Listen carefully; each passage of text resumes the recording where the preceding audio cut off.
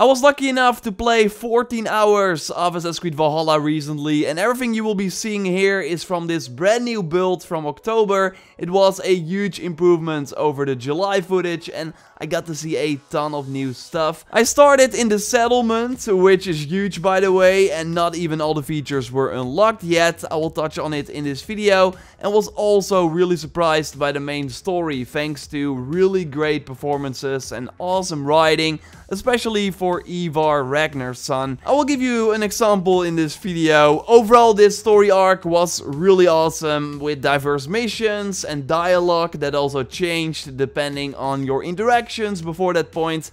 I'm really impressed. I can't wait for the full game. And in this video I want to share the new gameplay that I recorded, give you some examples of the things that I liked, and also a few things that I'm still not convinced about.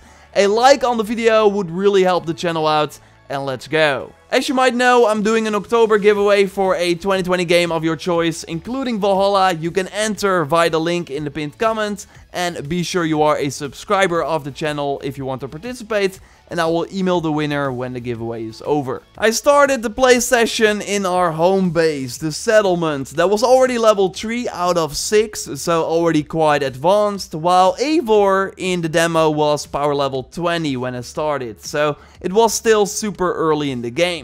But yeah, this does mean that you can go out and raid really early on and really focus on building your settlement before continuing with the main story. But it's really up to you. You can also ignore the settlement in some parts of the game and then just play the main quest. To continue the main quest, we have to go to Randvi in the big longhouse, the central hub of our home base. But before we do that, I want to look at Eivor's room here to the side, with a box where letters will appear from time to time from different people who you've helped or interacted with during the main story. There's a bed where you can sleep and rest up. You can also check the status of Ravenstorp, your settlement here. And on this piece of paper, Randvi gives you updates and, for example, notes that the Seer's hut is available for you to build. This was sadly not available in the demo. I did get a new look at Valka the Seer thanks to new assets, and this priest will transport us to Asgard and Jotunheim. So again, in the full game, you can already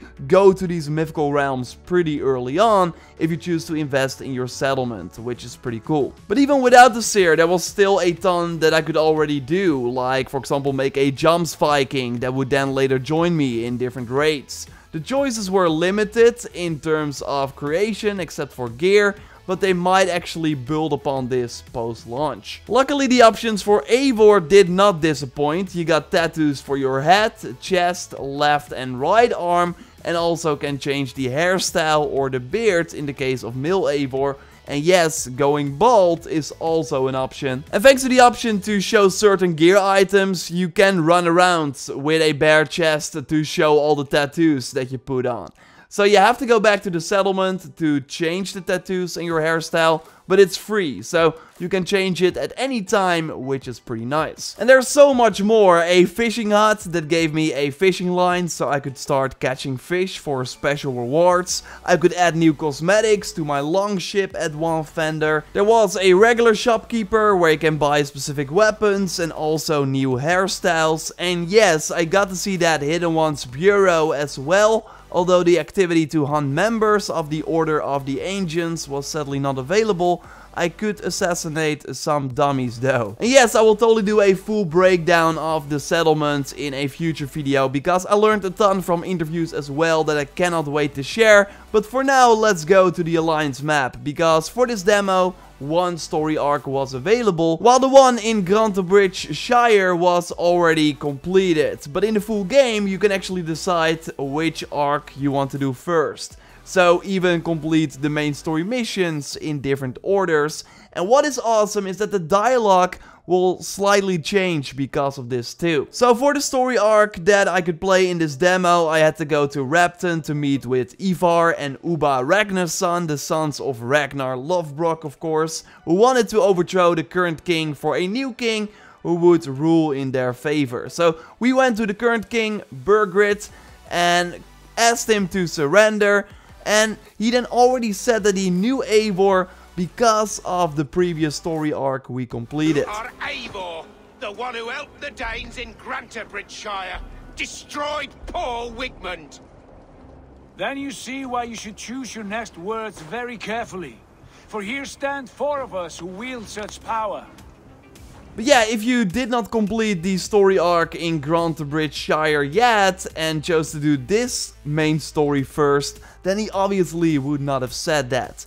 And there are multiple things like this, where you can choose to play one mission before the other, and then the next mission adapts to that. And these are some small little things that you will only really notice when replaying the game, but it's cool that they put this attention to detail in. I just also still like how the conversations happen almost instantly without a fade to black, and overall the presentation has seen huge upgrades compared to Odyssey. Characters animate more realistically and have all well done personalities, making them more memorable than many of the characters that we encountered in Origins. At least for as far as I've seen right now. Again, Ivar steals the show as this ruthless Viking that enjoys seeing the Saxons suffer and doesn't care what others think of him.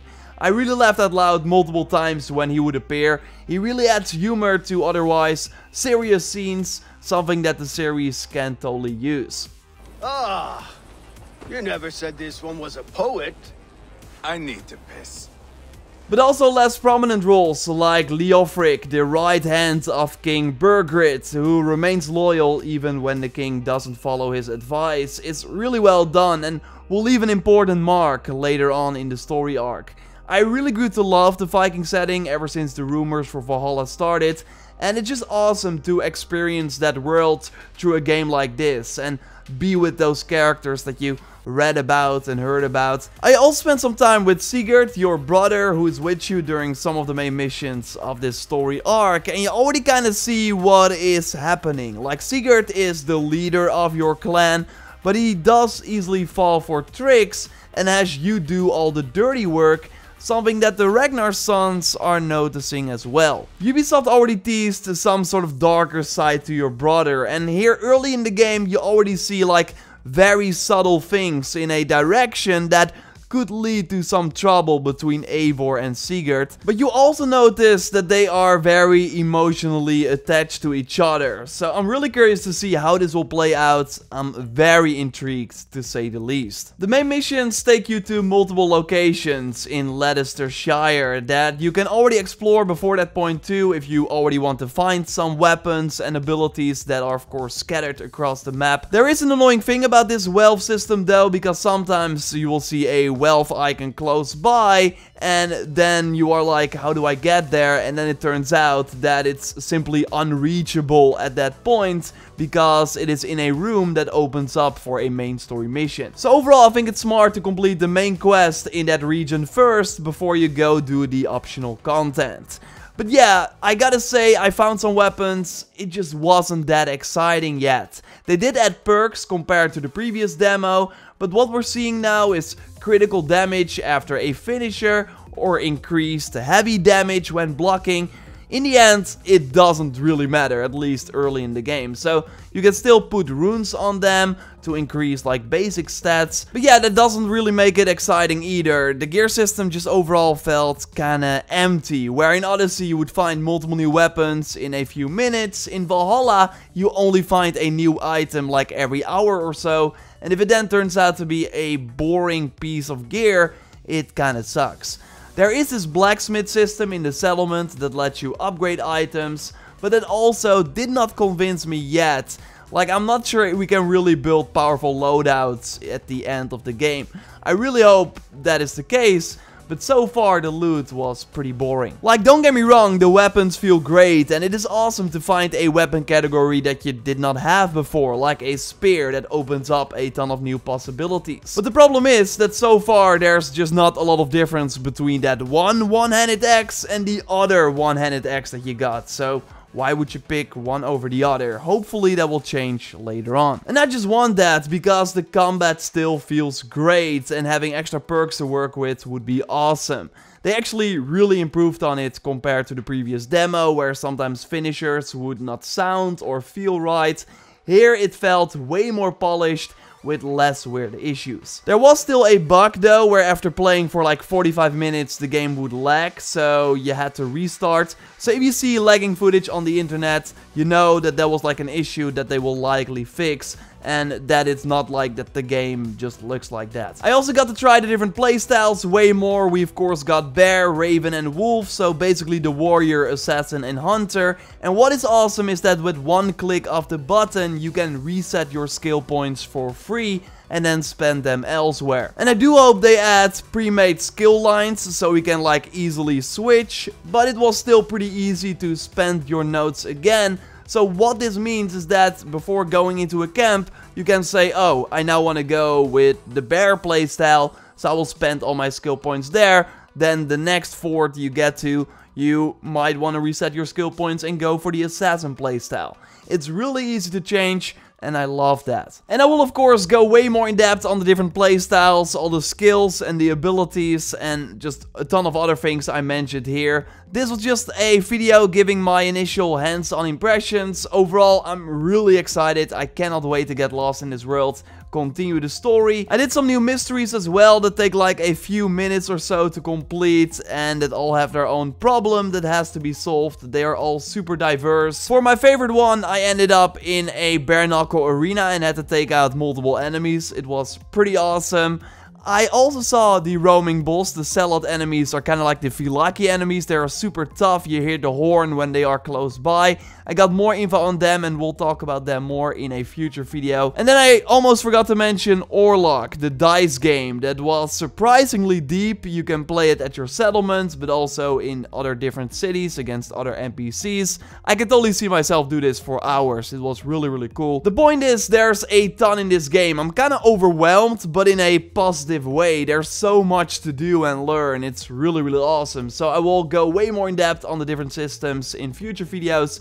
Totally subscribe for more Valhalla content if you haven't already. A like on the video would really help the channel out, and totally check out the new gameplay I put up of the introduction to Ivar. It's a really cool cutscene that I totally think you will like. So check that out by clicking on the screen, or you can also go to my second gaming channel where I put up raw gameplay of an assault that happens early on in the game. For now though, I will speak to you next time, and goodbye.